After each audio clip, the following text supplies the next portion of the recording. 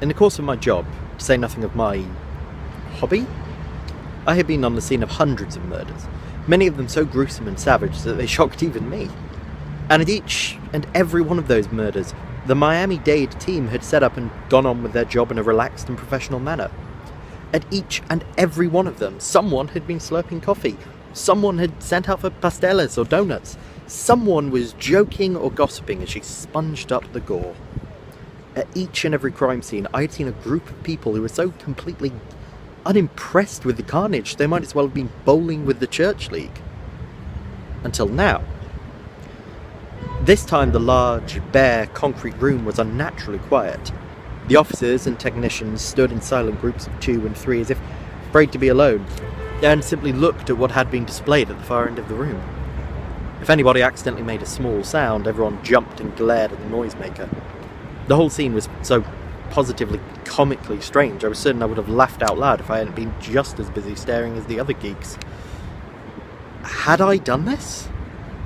It was beautiful, in a terrible sort of way, of course, but still, the arrangement was perfect, compelling, beautifully bloodless. It showed great wit and a wonderful sense of composition. Somebody had gone to a lot of trouble to make this into a real work of art. Somebody with style, talent, and a morbid sense of playfulness. And my whole life I had only known one such somebody. Could that somebody possibly be darkly dreaming Dexter?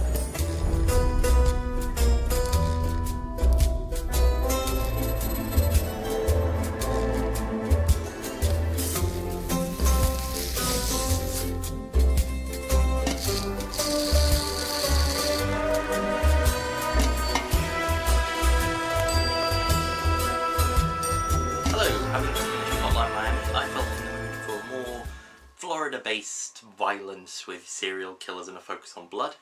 So that's why for this episode of Post-Game Reading, I've been reading Darkly Dreaming Dexter by Jeff Lindsey. So I was vaguely aware of what Dexter was because I watched a couple of episodes of the TV series. I say I watched them, they were on in the background while someone else was watching.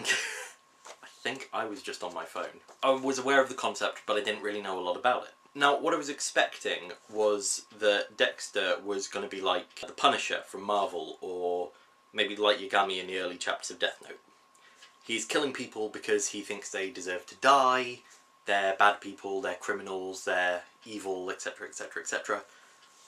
But it's a bit of a twist on that, which was kind of creative. Dexter is just a serial killer. He likes killing, he doesn't see it as a duty or anything. He's targeting bad people because they won't be missed, and also because someone told him to focus his attention on them instead of going all out and killing innocents. And I will get to that in a bit because that was another thing that I thought was really interesting about it. So, speaking of our protagonist, who I think is played by Michael C. Hall. I mean, I know who he's played by, I just can't remember his blasted name. The book is from Dexter's point of view, in first person. And I also get the feeling that maybe Jeff Lindsey isn't 100% sure on mental health stuff, because he's saying a lot of stuff that sounds odd and a bit clunky and a bit weird. Apart from that, I do like how he got Dexter's personality across. When he's describing other people, he describes them using things they do or stuff they say, and doesn't really focus on what he feels about them, just how they're there and how they act, and we get their personality across from that. But what's also interesting is that we miss out stuff that other characters think is a major point. Dexter works for the Miami police as a blood spatter analyst, and one of the other CSI professionals there, Vince is kind of a sex pest. Dexter doesn't really bring this up, it's only brought up when we have a conversation between Vince and Dexter's sister going on in the background, where you're reading it like, would it be nice to know Vince was a weird pervert? One of the things that really dragged on me, especially towards the start of the book, is that Dexter keeps talking about himself as if he's a thing. He's like, oh, I'm not a person, I'm just a monster. Or in one part, someone says, I'm not going to stop you being who you are, and he responds with, you know, what I am, no, who. And I think it's unreliable narrator, because while he's all about, oh, I'm just a thing, etc, etc, etc, every other character does see him as a person. Even the ones who know he's a serial killer see him as a person. Later on we find out he has a soft spot for children, and he doesn't try and think of it as like, oh, well, maybe I'm not something. He just goes with, yeah, I like kids, kids are nice.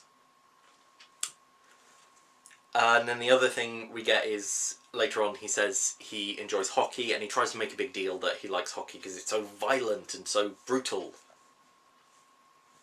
But I like Hotline Miami because it's violent and brutal. I got a feeling, again, not sure if intentional or not, that Dexter was trying to dehumanise himself because he wanted to be edgy. As I mentioned, he is hiding the fact he's a serial killer from everyone else, especially his colleagues in the police department, and especially his sister Deborah, who is another police officer. And this came across really interestingly, because at the same time Dexter does know how serial killers think. He is a serial killer. And there's 2 or 3 times where he reveals a bit too much, and someone asks, how do you know he's thinking that? And he just sort of, the exact quote is, I chose to ignore that. And it's used enough times that I'm sure it's the author deliberately making him realise he's screwed up but isn't sure how to save it.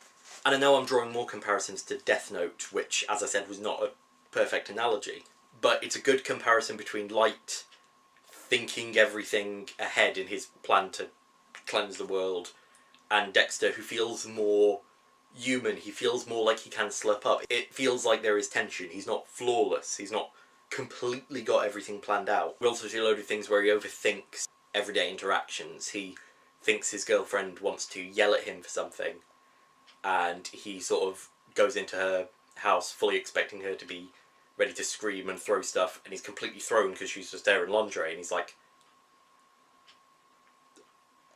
okay, I guess we're doing this.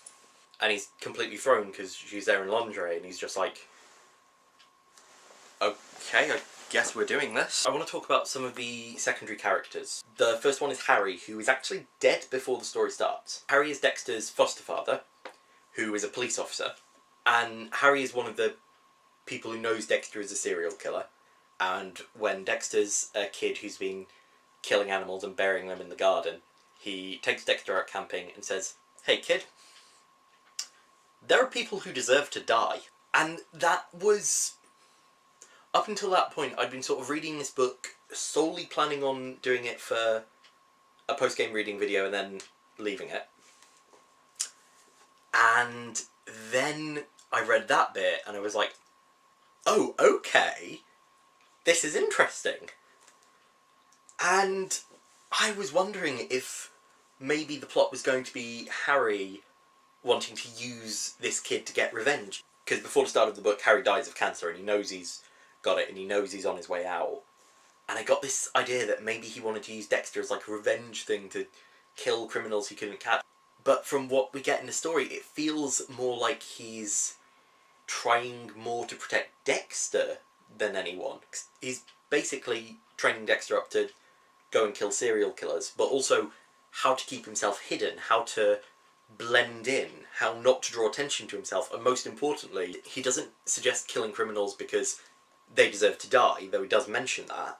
He seems to be suggesting them because they won't be missed. No one's going to search for them. And also, despite knowing Dexter's nature, he's one of the characters who does humanise him. He's the line I mentioned earlier where Dexter is like, no, what I am. His dad just shrugs him off and goes, no, who you are still a person. Just one with a weird hobby.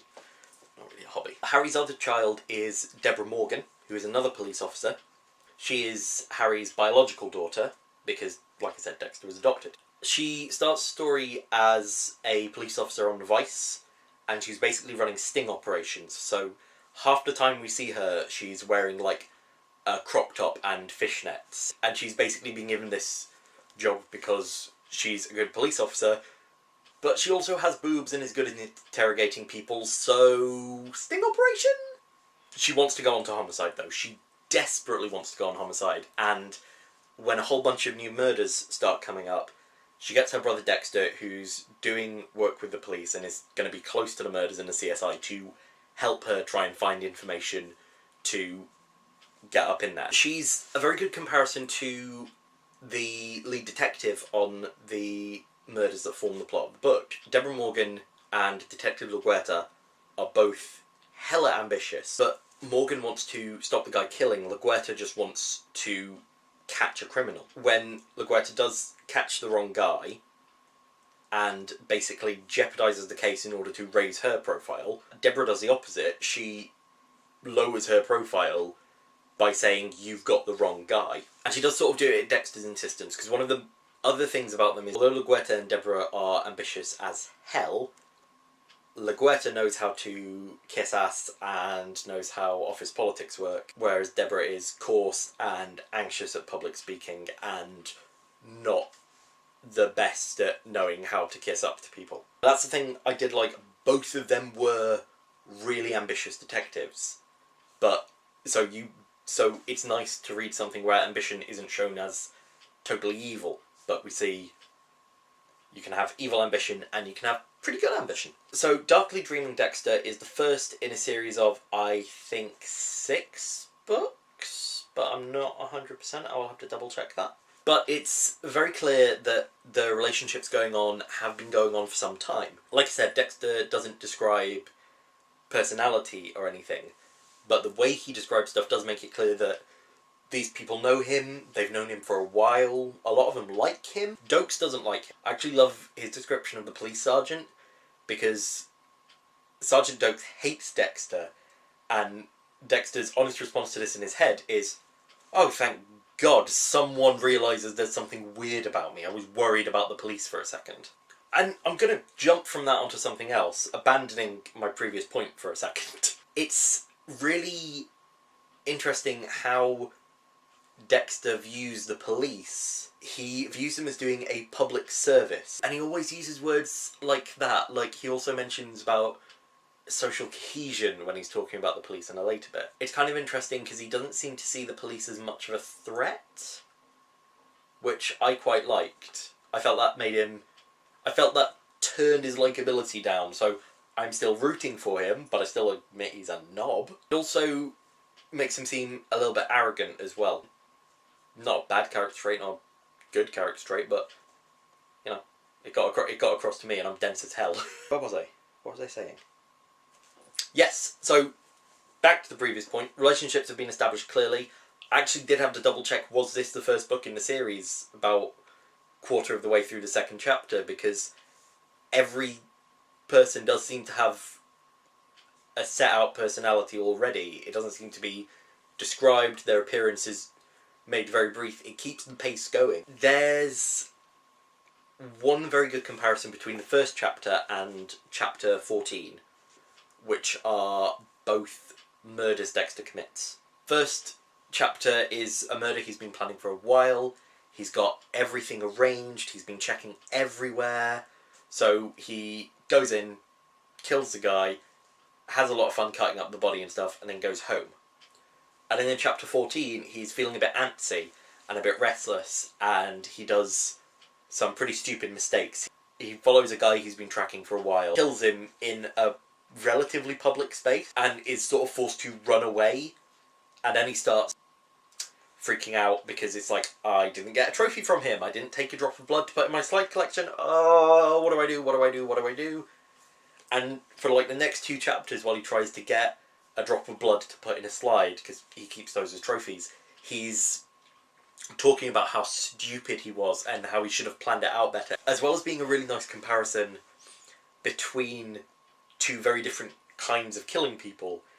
It's also really good at showing how much the pressure is getting to Dexter. Humour was one thing in the book that I really liked. There were a couple of lines that actually made me laugh out loud. There's one line that made me shout, "Jesus!" on a crowded train, because it's the sort of humour that even Cards Against Humanity would look at and go, whoa. If you are interested, the line in question is on page 138 in my copy. So go and look for it yourself, because I'm not reading it out loud here.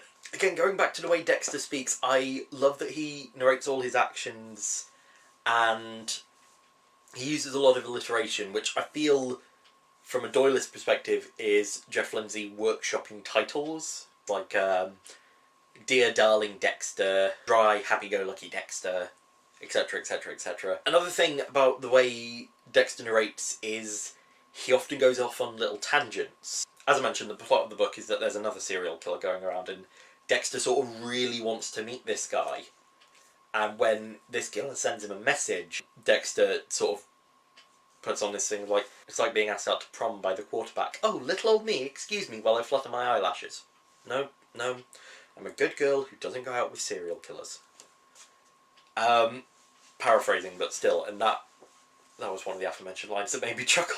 So, I think I alluded to the fact that I was just going to read this one book, but the ending is really interesting.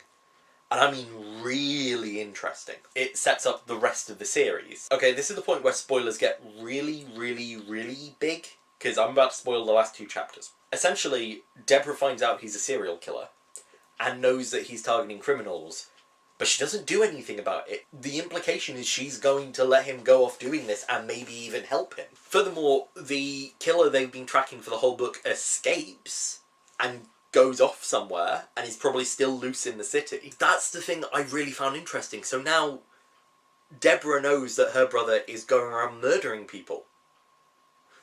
Holy fucking shit.